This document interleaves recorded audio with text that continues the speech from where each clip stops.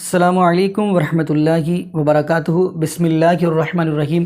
ناظرین، آج ہم آپ کے لیے بڑی ہی کمال کی ایک ویڈیو لے کر آئے ہیں۔ یہ ویڈیو ہے انڈیا کے اندر ایک پنڈت بیٹھا ہوا ہے اور اس کے پاس ایک لڑکی، نوجوان لڑکی سوال کر رہی ہے، کہہ رہی ہے کہ سارا قصور ہمارے بھگوان کا ہے، سارا قصور ہمارے ایشور کا ہے، جنہوں نے وہ بھگوان ہے ہمارا اور مجھے پتی بھی دیا ہے، وہ بھی شرابی، اور کہنے لگے کہ اب مجھے اس بھگوان پہ، اس مورتیوں پہ کوئی اعتماد نہیں رہا۔ تو آئیے ناظرین، بڑی ہی قیمتی یہ سوال ہے اور پنڈت کا منہ دیکھنے والا ہے، تو آئیے ناظرین وہ ہم ویڈیو دیکھتے ہیں اور ساتھ ہی ہم آپ کو ذاکر نائک حفظہ اللہ تعالیٰ کی بھی ویڈیو دکھاتے ہیں، تو پھر انشاءاللہ اسی حوالے سے ہم بھی بات کریں گے۔ تو آئیے ناظرین وہ مل کے ہم ویڈیو دیکھتے ہیں۔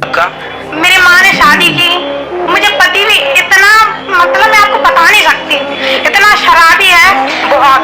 میں نے بہت سمجھایا ان کو، میں نے اپنا مانا، کبھی ساسو ماں کو ساسو ماں نہیں مانا، اپنی ماں سے بڑھ کر مانا، پھر بھی کچھ نہیں ملا میرے جیون میں۔ بہت شرابی ہے، بہت سمجھایا میں نے انہیں۔ کہاں ہے وہ ابھی؟ میں نے بولا ان سے، بات ہی نہیں کرتے ہیں، انہیں صرف یہ کہتے ہیں میں کبھی نہیں سدھروں گا۔ مرینا کے۔ آپ مرینا سے؟ میں کیلارا سے ہوں اور میری سسرال مرینا ہے۔ تو وہ شرابی ہیں؟ بہت یہاں زیادہ۔ آئے نہیں آپ کے سنگ؟ نہیں، میرے ساتھ مطلب رہتے ہی نہیں ہے، یہ کہتے ہیں مجھے مطلب نہیں ہے۔ تو آپ نے شادی کے پہلے نہیں دیکھا تھا کہ شرابی ہے؟ ارے کیا پتا ہے مہاراج جی، ہمارے ڈیڈی بھی ایسے ہی ہے، ماں دکھی ہے، اب ایک ماں ہے گھر میں، ماں مطلب مین ہے، بھائی بھی ایسا ہے، بہت کچھ دیکھا، سب کچھ دیکھا، اس کے باوجود بھی ایسا ہوا۔ مجھے ٹائم ہی نہیں دیتے ہیں، نہ کوئی مطلب۔ کوئی بات نہیں، شروعات ہے، شادی کے شروع میں ایسا ہی ہوتا ہے، جہاں ایٹیٹیوڈ ہوتا ہے نا ذرا سا لڑکوں کے اندر کہ ارے میری پتنی ہے، تو پاؤں کی جوتی مانتے ہیں بھارت میں پتنیوں کو، ایسی مانسکتا آج بھی ہے، وہ پتنیوں کو پاؤں کی۔ اسلام میں معاشرتی حقوق بیوی کے، عورت کو شیطان کا ہتھیار کہا جاتا ہے، a weapon of the devil۔ عورت کو اکثر دیگر مذاہب میں شیطان کا ہتھیار کہا جاتا ہے، لیکن اسلام میں، قرآن میں اللہ سبحانہ و تعالیٰ عورت کو محسنہ کہتے ہیں۔ محسنہ مانی a fortress against the devil، شیطان کے خلاف ایک قلعہ۔ محمد صلی اللہ علیہ وسلم فرماتے ہیں there is no monasticism in Islam، رہبانیت اسلام میں حرام ہے، اور اللہ کے رسول فرماتے ہیں صحیح بخاری میں جلد نمبر 7 کتاب النکاح چیپٹر نمبر 3 حدیث نمبر 4 میں، اے نوجوانوں، آپ میں سے جس کے پاس بھی حیثیت ہے نکاح کرنے کی، نکاح کرو۔ مطلب نکاح جلدی کرنا سنت ہے، اور اللہ کے رسول فرماتے ہیں جو کوئی شادی نہیں کیا وہ مجھ میں سے نہیں ہے، یعنی شادی کرنا اسلام میں فرض ہے۔ اللہ کے رسول فرماتے ہیں جو شخص شادی کرتا ہے وہ آدھا دین مکمل کرتا ہے۔ سوال جواب کے نشست میں ایک بھائی نے مجھ سے پوچھا تھا، ذاکر بھائی اس کا یہ مطلب ہے کہ اگر میں 2 شادی کروں تو پورا دین مکمل ہو جائے گا میرا؟ اللہ کے رسول کیا کہنا چاہتے تھے جب انہوں نے کہا کہ شادی آدھا دین آپ کا مکمل کرتی ہے؟ ہمیں پتا ہے کہ شادی کرنے سے کئی بیماریاں دور ہوتی ہے۔ آج کے معاشرے کی بیماری، مثال کے طور پہ زنا، فورنیکیشن، فحاشی، پرومسکیوٹی، ہوموسیکشوالٹی، شادی کرنے سے یہ آدھی بیماری معاشرے کی دور ہو جاتی ہے۔ اگر آپ شادی کریں گے تبھی آپ شوہر یا بیوی ہو سکتے، شادی کرنے کے بعد ہی آپ والد یا والدہ ہو سکتے، جو اہم ذمہ داری ہے۔ اسی لیے اگر آپ شادی کرتے، چاہے 1 کرو یا 2 کرو، آپ کا آدھا دن مکمل ہوتا ہے۔ اللہ سبحانہ تعالیٰ فرماتے ہیں، کہتے ہیں کہ نکاح ایک میثاق ہے، ایک سیکریٹ کووننٹ ہے، ایک پاک عہد نامہ ہے۔ اور اللہ فرماتے ہیں سورہ روم میں سورہ نمبر 30 آیت نمبر 21 میں، اللہ نے اپنے نشانیوں میں سے تمہارے لیے تمہاری بیوی بنائی ہے تاکہ آپ ان کے ساتھ سکون سے رہ سکو، اور آپ دونوں کے درمیان پیار اور محبت ڈالا ہے اللہ تعالیٰ نے۔ اور اللہ تعالیٰ فرماتے سورہ نساء میں سورہ نمبر 4 آیت نمبر 19 میں کہ عورتوں کو زبردستی اختیار مت کرو. مطلب شادی کے لیے، نکاح ہونے کے لیے دونوں کی اجازت ضروری ہے، مرد کی بھی عورت کی بھی. دلہا اور دلہن دونوں کی اجازت ضروری ہے نکاح ہونے کے لیے.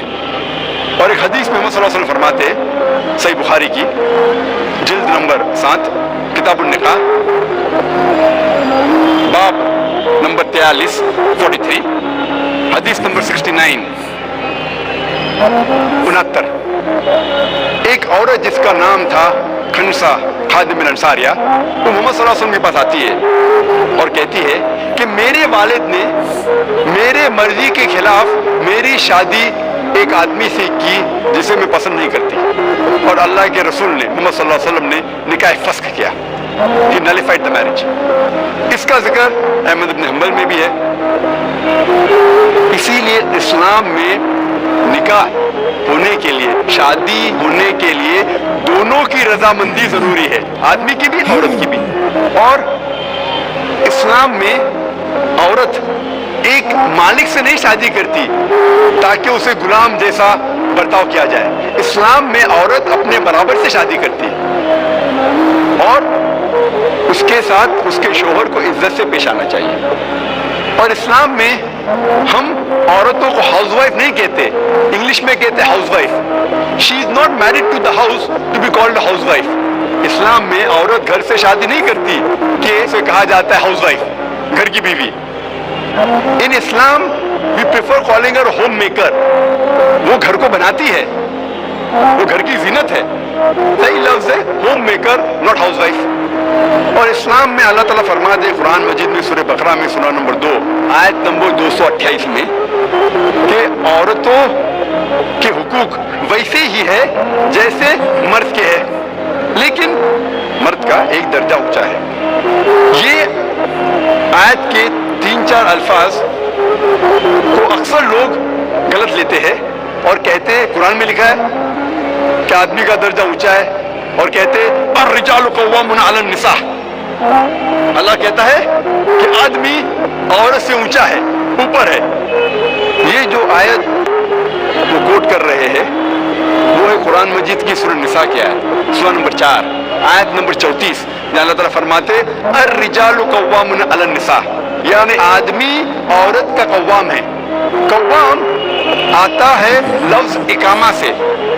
جب صلاح پڑھنے کے پہلے اقامہ ہوتا ہے مطلب سٹینڈ اپ فور، کھڑے ہونا. اسی طریقے سے قوام کے معنی اگر آپ تفسیر تبری پڑھیں گے اس میں قوام کے معنی مرد کے لیے ایک ڈگری ایڈیشنل رسپانسبلٹی ہے، ایک ڈگری زیادہ ذمہ داری ہے. اس کا مطلب یہ نہیں کہ ایک ڈگری وہ اونچا ہے کیا دادا گیری کرے. He has got additional responsibility، ایک ڈگری زیادہ ذمہ داری ہے. اور قرآن میں آگے اللہ تعالیٰ فرماتے کیونکہ اللہ نے مرد کو عورت سے زیادہ طاقت دی. اس کی وجہ بھی فرماتا اللہ تعالیٰ. لوگ اس آیت کا غلط مطلب لیتے ہیں اور کہتے ہیں اللہ تعالیٰ کہتے ہیں کہ مرد عورت سے اونچا ہے. اور اسلام میں لکھا ہے سورہ نساء میں سورہ نمبر 4 آیت نمبر 19 میں کہ اگر آپ اپنے بیوی سے پیار نہیں کرتے پھر بھی اس کے ساتھ حسن سلوک کرو. اگر آپ اپنے بیوی کو نہیں چاہتے، نہیں پیار کرتے، پھر بھی ان کے ساتھ اچھا سلوک کرو، حسن سلوک کرو. اور اللہ کے رسول فرماتے ہیں کہ آپ لوگ میں سے سب سے بہتر انسان وہ ہے جو اپنے فیملی کا خیال رکھتا ہے، خصوصاً اپنی بیوی. جو آدمی اپنی بیوی کا خیال رکھتا ہے اللہ کے رسول کہتے وہ سب سے بہتر انسان ہے. اسلام میں لکھا ہے سورہ نساء میں سورہ نمبر 4 آیت نمبر 19 میں کہ اگر آپ اپنے بیوی سے پیار نہیں کرتے پھر بھی اس کے ساتھ حسن سلوک کرو. اگر آپ اپنی بیوی کو نہیں چاہتے، نہیں پیار کرتے، پھر بھی ان کے ساتھ اچھا سلوک کرو، حسن سلوک کرو. اور اللہ کے رسول فرماتے ہیں کہ آپ لوگ میں سے سب سے بہتر انسان وہ ہے جو اپنے فیملی کا خیال رکھتا ہے، خصوصاً اپنی بیوی. جو آدمی اپنی بیوی کا خیال رکھتا ہے اللہ کے رسول کہتے وہ سب سے بہتر انسان ہے. اب ہم تذکرہ کریں گے اسلام میں माशरती हुकूक माँ के। अल्लाह सुब्हानहू व तआला फरमाते हैं सूरह इसरा में, सूरह नंबर 17 आयत नंबर 23 और 24 में अल्लाह ताला फरमाते इंसानों से कि आप सिर्फ मेरी इबादत करो।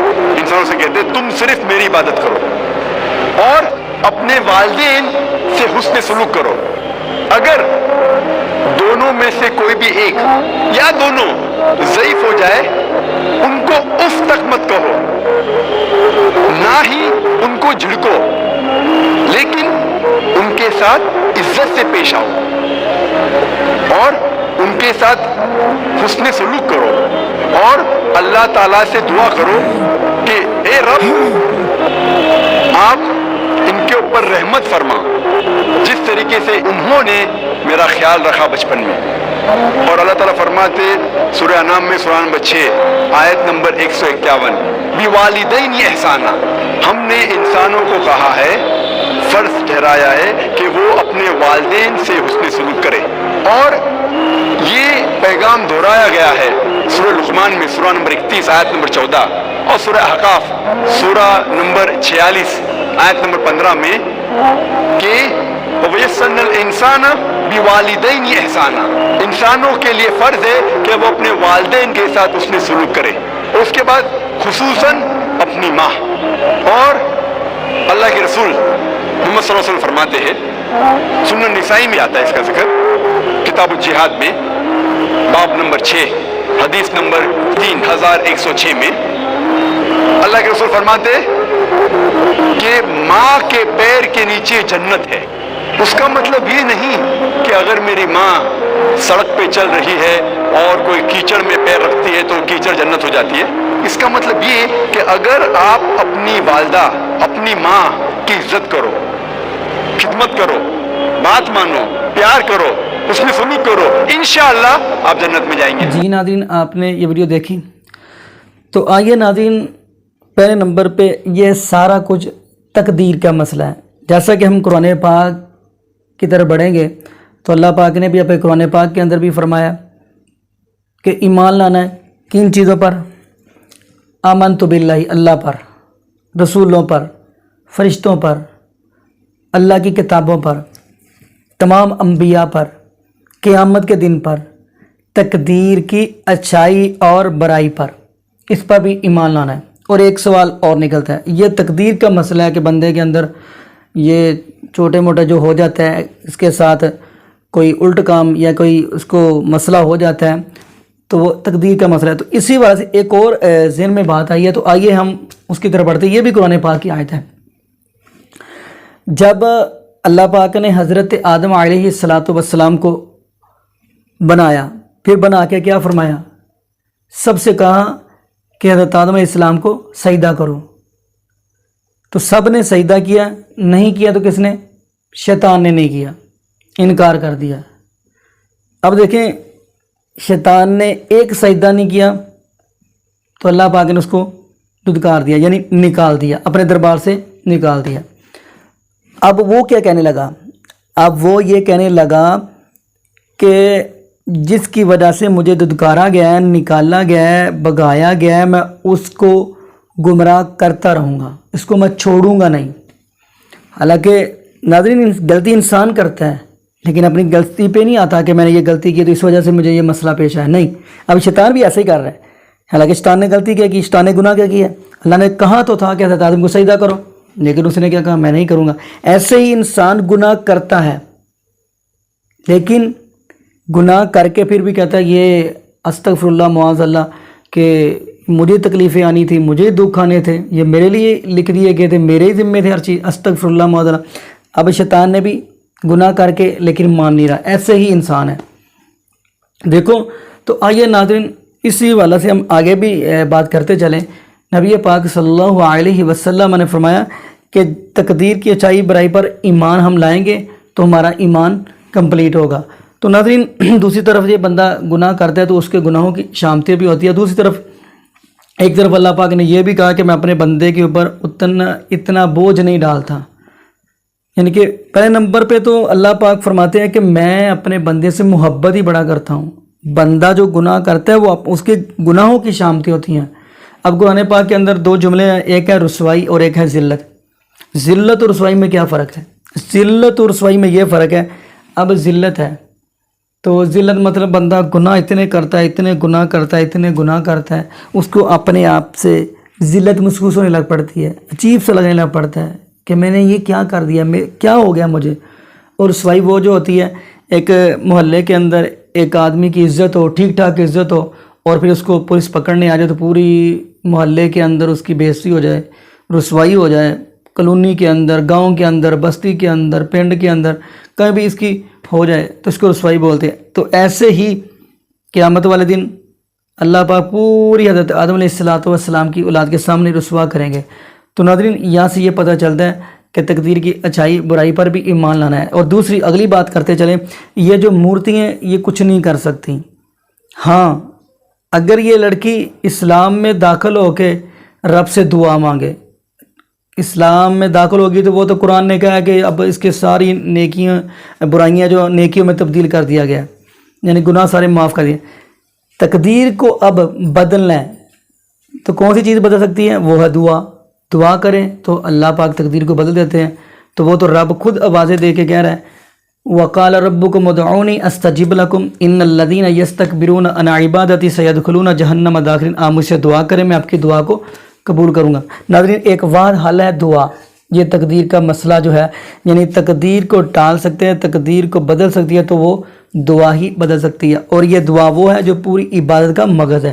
تو ناظرین دعا کریں، اللہ پاک ہمیں رب العالمین کے سامنے رو رو کے اللہ پاک ہمیں دعائیں مانگنے کی توفیق دے دے. اور یہ بھی دعا کرے اگر اللہ پاک ہمیں زندہ رکھے تو اسلام پہ، موت دے تو ایمان پہ. جزاکم اللہ خیرہ، احسن الجزاء. السلام علیکم ورحمۃ اللہ وبرکاتہ. صحیح.